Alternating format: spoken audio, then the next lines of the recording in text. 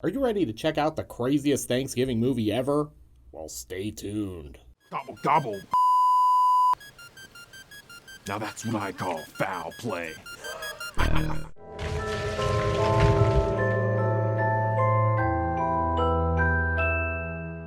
Welcome to Sick Flicks, where we take a deep dive into the cinematic sewer to embrace our inner gore geek by exploring some of the grossest and most disturbing movies ever made. I'm Mike Bracken, aka The Horror Geek, and today we're covering Jordan Downey's holiday slasher film, Thankskilling. Released in 2008 and made for a budget of just $3,500, which is less than it would cost to feed a studio film crew lunch for a day, Thankskilling is the definition of low-budget movie. It's also one of the rare slasher films to take place on Thanksgiving. Something I'm definitely thankful for. Filled with bad acting, terrible writing, and some amazingly bad puns, Thankskilling is so bad it's great. The idea of a killer turkey is so ludicrous you have to love it. And love it I do. But how many barf bags will Thankskilling fill? We'll find out later when we score it on the gore card. But for now, grab some pumpkin pie because it's time to score the gore. The film opens with a title card talking about the first Thanksgiving. Then a pair of pilgrim boobs. It's a feast for your eyes. Something's chasing and bouncing boobs through the forest. Did I just wander into a Predator prequel? Get to the Mayflower! Man, my Schwarzenegger impression sucks. Oh wait, it's just this jive-talking turkey. Wonder if he can get to second base with this pilgrim lady. Nice tits, bitch.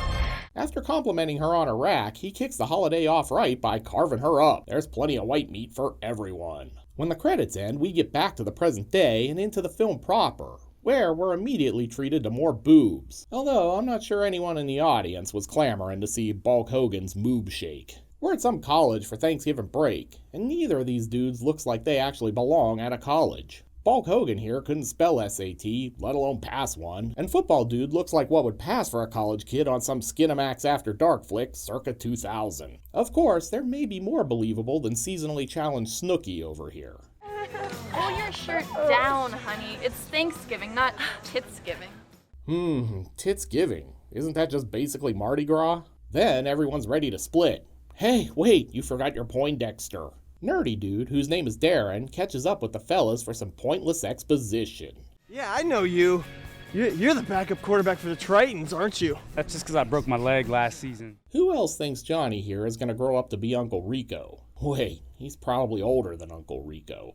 Things get weird when Darren gets to feel up Johnny, but Bulk Hogan feels left out. I got a muscle you can touch. Oh yeah? Guessing it's your right forearm. All those forklifts are really paying off. Next thing you know, we're out here in the woods, where Ted Nugent is walking back to civilization in hopes of finding treatment for the wicked case of cat scratch fever he's come down with. Back on the road, our college dropouts are busy auditioning for Evening at the Improv. We should go around and say what we're thankful for. I'm thankful that your mom has the juiciest poon in town. Johnny's got daddy issues. Maybe that's why he's so eager to have guys feeling him up. I'm gonna ghost ride the whip, man. I don't even know what that means. While Allie here insists she's a prude, Kristen gets off her own one-liner. Ollie, your legs are harder to shut than the John Benet Ramsey case. Oh! Zing! Back in the woods, Lassie stumbles across this Dollar General Thanksgiving totem pole. I mean, what the hell is that thing supposed to be? Oh, it's like a forest fire hydrant. Say no more. Lassie answers the call of nature, and after some shaky cam footage, our killer turkey is resurrected thanks to the magical power of a golden shower. Oh, fuck! I'm pissed! That doesn't exactly make sense, but okay. Being pissed on makes Turkey pissed off, and he sends Lassie off to find Timmy in that great big well in the sky. Meanwhile, in another movie, we meet this happy couple. The sheriff here isn't a fan of the coffee. God damn, Cheryl! That coffee tastes like shit! What'd you do, take a dump in it? As a matter of fact, I sure did. I've heard of Irishing up the coffee, but this is something else entirely. Somewhere, I'm sure Divine approves. Also, what's with the cop's ridiculous fake mustache? Is he in the witness protection program or what? Turns out Sheriff Rowd here is Kristen's dad. Oh, and if I'm not here when you arrive, you'll probably want to skip drinking the coffee. Later that evening, they break down, but decide this is a great place to set up camp. Why didn't they just call someone on that cell phone Kristen called her dad with in the last scene? Then it's time for some more exposition. Darren's gonna fill them in. Crawberg. Where have I heard that name before? They may have only spent roughly $4,000 on Thankskilling, but it's sort of impressive that they animated this sequence.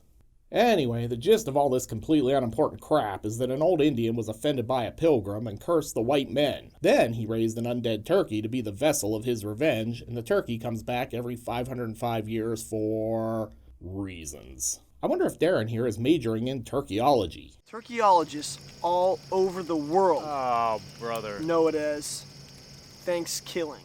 And we get a title mention. Mark that off your bingo card. Don't look now, but Ted Nugent's out here exercising his Second Amendment right to bear arms while hunting for Lassie. He finds his dog, but he finds Turkey too. Well, I took this here axe and I accidentally cut him. Get it? Normally, I'd want to make all these terrible puns myself, but I'm going to let Turkey do it here. Turkey flees into the night, and then we're treated to another great performance in horror film history. Damn you, Turkey! Damn you! Back at camp, Kristen remembers she has a working cell phone and heads off to call her dad. If you guessed Turkey was lurking around here in the dark with her, give yourself a screenwriter's credit. She's trying to convince herself that everything's okay, but surprise, it's not. I'm gonna drink your blood like cranberry sauce, meanie! Did he just call her a meanie? Turkey is kind of a jerky. After running back to camp, she warns the others that Turkey is real, but no one believes her. All of this is interrupted when a totally random rabbit comes flying into the camp and lands in the fire. Darren performs some sort of half-assed rabbit autopsy and concludes that Bugs Bunny here was disemboweled by a beak. Not just any beak. A turkey beak. Dun dun dun. The next morning, Bulk wakes up to find Ted Nugent looming over him like he wants to reenact that scene from Deliverance. Wang dang sweet poontang indeed. He points out that Bulk has some turkey droppings on his chest. It's like a Cleveland steamer, and honestly, they look like Vienna sausages. Maybe Kristen can bag them up and take them to her dad so he can spice up his coffee. Ted Nugent continues his hunt, and our heroes head back to fix the Jeep and get on the road. I'm sorry about the things I said last night. I guess I was just a little beaked out. Hey, I said that Turkey can make some puns, not you, Kristen. Johnny and the gang aren't the only ones back on the road, though. Turkey's out here and hitches himself a ride. Ass, gas, or grass. Did this dude basically just say ass, gas, or grass to a turkey? Turkey chooses ass, but then changes his mind. You're not stuffing this turkey, pal. He pulls out a shotgun and look, just roll with it, and then blows the dude's head clean off. This effect is the complete opposite of special. Then Turkey drives off. Forget arguing about who taught Michael Myers how to drive in Halloween. Who taught this 500-year-old turkey how to operate a motor vehicle? That night, they drop Allie off and deja vu? It's like her legs are harder to shut than the John Benet Ramsey case. Yeah, that joke is even less funny the second time around. Johnny heads home and sees his family. How is it that his mother looks younger than he does? Dad's really excited to see him, though. How are you? I'm good. Yourself? Sorry, son, your mom made deviled eggs and, well, you know. Now, if you'll excuse me, it's Thanksgiving Eve and I'm gonna celebrate by building some log cabins. Oh man, I feel about 10 pounds lighter. They share a touching moment, then Turkey arrives. Enough of this bloody crap! Dad! Go team, Johnny! There's nothing like tossing around the old pigskin on Thanksgiving. Look at that spiral. Johnny's lucky Turkey didn't go out for the team or he'd be the third-string quarterback. After he fumbles the deep ball, he finds Mom's dead too. Gonna be a quiet Thanksgiving at Johnny's place, that's for sure. Johnny's really broken up about losing his parents. No more pumpkin pie. No more cranberry sauce. Just turkey. Fucking turkey. Back at Allie's place, she's hooking up with some rando. Turkey's not really into the whole voyeurism thing, so he dispatches the dude and hops into the saddle. Wow, he's really basting her turkey. You just got stuffed! Sorry, man, I already made that joke. Why not try something like, I've got something for you to gobble instead? I know, this is much ado about stuffing. Then Turkey snaps her neck, like a wishbone. The Scooby Gang arrives, but they're too late. Turkey's left them a little surprised, though. An extra small, gravy-flavored condom. Gravy flavored, for her pleasure. Down one member, the gang decides that books are the key to defeating Turkey. And where are their books? At Kristen's dad's house, duh. My dad has a huge collection of books. I'm sure he has something on killer turkeys. I'm sure he does, right next to his extensive collection of Sasquatch erotica. The crew heads to Dad's house, but too bad for them, the bird's one step ahead. He's donned his best Groucho Marx disguise and stops by to talk turkey with Kristen's dad. Fucking weather. But it was nice today, huh? Did you just say fucking? Look, Thankskilling is not a good movie, but that's by design. And I'll be honest, stupid shit like this scene cracks me up. Turkey's about to head out, but you know, he's a murderous turkey who doesn't take kindly to being called a duck. Man, what an odd little duck. Alright, that does it. Kristen and friends arrive at her house, so why the hell is she knocking on the door? If you thought that Groucho costume was Turkey's finest work, you haven't seen anything yet. Hello, sweetie. He's gone full Leatherface here, donning the sheriff's skinned face as a mask. This guy's a regular Lon Chaney Jr. Now in the garage with all the books, it can mean only one thing. It's time for a montage. Who knew Bulk could actually read? Darren eventually finds the dusty old tome, which tells them what they need to do to defeat Turkey once and for all. It says the turkey can be killed if he is removed from his magical talisman. Too bad the rest of the book is written in a complex mathematical code. So, this is why they brought nerdy Darren along. Bulk heads out for a midnight snack, but he stumbles on Turkey and Kristen's faceless father. Don't worry if you missed the whole backstory thing half an hour ago. Turkey's gonna retell it again.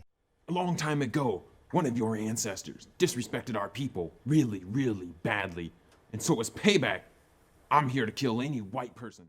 Man, this movie recycles jokes and exposition. Makes sense, given that Thanksgiving is all about leftovers, I guess. With storytime over, Bulk gets Turkey in a headlock while the others grab his talisman. Darren hasn't figured out the ritual yet, so Turkey flees into the night. Bulk wanders off and Johnny says what we're all thinking. Well, he's dead. Kristen and Johnny then head off to play a rousing game of who can spout off more cliches in 1 minute. Things will never be the same again. There are just some things in life we can't control. And unfortunately, this isn't like a football game where we can just call an audible at any time. Kristen gives it her all, but Johnny snatches victory from the jaws of defeat. Life is not like a playbook. I just gotta roll with it. Life moves on. Darren wanders back in because he's cracked the code to kill Turkey. I cracked the code. I know how to kill the turkey now. Do go on. We need to burn him at the stake, just like a witch. And then we need to say a demonic prayer in unison, backwards. And we have to draw a picture of Turkey by tracing our hand and then light that on fire too. Look, I don't make the rules. Bulk's out here wandering the street when he finds some ghost turkey. That's some good eating. Man, look at this acting. It's like he's really eating that turkey. Hey, remember that cool scene in Alien where the baby xenomorph popped out of John Hurt's chest? Ever wonder what that might look like in a $3,500 movie? Well, wonder no more. In the film's most infamous scene, Turkey pops out of Bulk's chest and offers up these unforgettable lines. Gobble gobble, motherfucker. Now that's what I call foul play.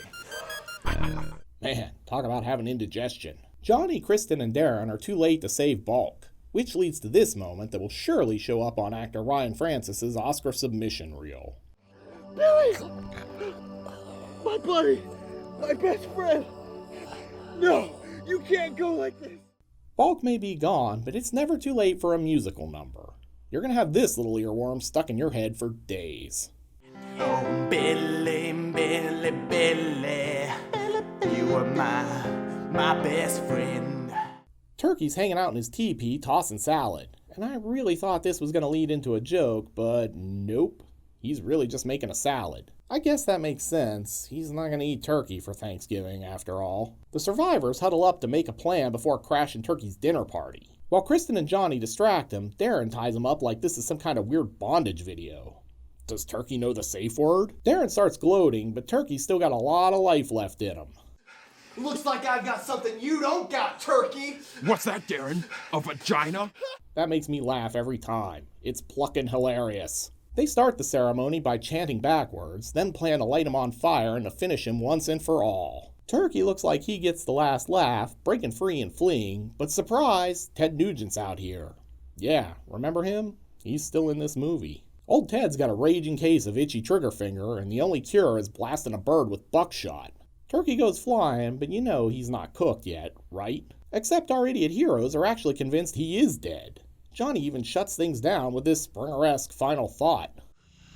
I sure learned a lot from this experience, and I made lifelong friends. Yeah, you did make lifelong friends, since you're going to be dead in roughly the next 5 minutes. They're so sure the ordeal is over, they decide to go watch some movies at Kristen's house. Guess no one's calling the cops to remove Dad's faceless corpse. I mean, he was the sheriff. Maybe he didn't have any deputies. If you guessed Turkey's still alive, good job. If you guessed he's about to be revived by glowing green toxic waste, give yourself another screenwriter's credit. And really, how did you guess that? Back at the house, everyone's huddled up on the couch. You know, Kristen, in a way, I'm kind of glad all this happened. If not, I wouldn't have gotten this close to you. Yeah, I'm glad our parents and our friends were brutally murdered by a demonic turkey, because it's totally going to help me score a touchdown with you tonight. I totally audibled this Thanksgiving break. Kristen and Bobby start making out, so Darren does the surprisingly non-creepy thing and gives them some alone time. He's skulking around in the kitchen when he gets a meat thermometer in the ass.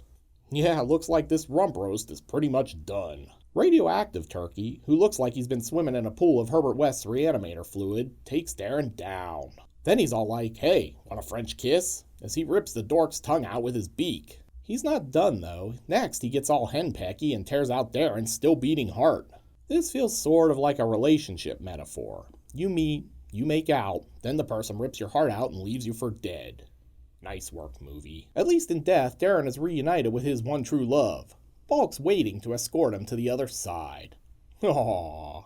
Johnny's got a bad feeling about things, so he goes to find Darren and walks right into a jump scare. Turkey's all like, "It was nice to know you," as he carves up the biggest turkey in this movie. Kristen wanders in and she's stunned by what she's seeing. You! How are you still alive? I always come back for seconds. She grabs Johnny and they shack up in this shack.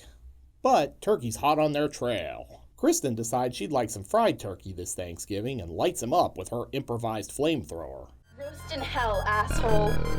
Oh, fuck. In typical Johnny fashion, he dies just short of the goal line. Turkey, on the other hand, may be crispier than KFC, but he's still got some life left in him. Kristen launches one last one-liner, then launches Turkey into this conveniently placed bonfire setup, where he goes up in flames. I hope he doesn't come back as a poultrygeist. While he cooks on high heat for eternity, Kristen watches and celebrates by eating a turkey leg. Wait, that has to be radioactive, right? Well played, Kristen. If you thought that was the end, you're wrong. We watch these random people getting ready for Thanksgiving. Too bad their turkey's not fully cooked. That's right, it's a sequel setup. Turkey did come back in Thankskilling 3. They skipped part 2, and maybe we'll get to that one next year. But for now, let's score this outing on the gore card. In terms of gross anatomy, Thankskilling is a bit of a mixed bag. We're treated to an off-screen tomahawk dismemberment, that awful exploding head, a decapitation, the great tongue and heart removal, and the fantastic chest burster scene. For a micro-budgeted movie, Thankskilling really delivers some gore. It's clear a lot of the budget went into the kills, and I'm definitely thankful for that. Because of this, I'm giving Thankskilling 3 barf bags out of 5. Just like Mom's mashed potatoes, this one really hits the spot. Since Thanksgiving is over, that means it's time for some Christmassy splatter, so why not watch my video for Inside? The link's right here on the screen. Until next time, happy Thanksgiving. I'm Mike Bracken, aka The Horror Geek, bringing you all the splatter that matters.